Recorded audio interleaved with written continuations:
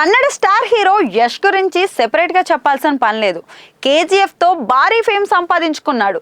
హీరోగా ఇప్పుడు టాక్సిక్ సినిమాతో రాబోతున్నాడు.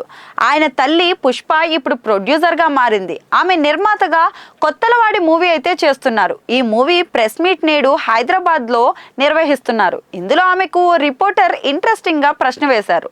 మీరు నిర్మాతగా మీ కొడుకు యష్తో మూవీ చేస్తారా అని ప్రశ్నించారు. దానికి యష్ తల్లి అద్దిరిపోయి ఆన్సర్ ఇచ్చారు. నా కొడుకుతో అస్సలు చేయను, ఎందుకంటే వాడికే చాలా డబ్బులు ఉన్నాయి.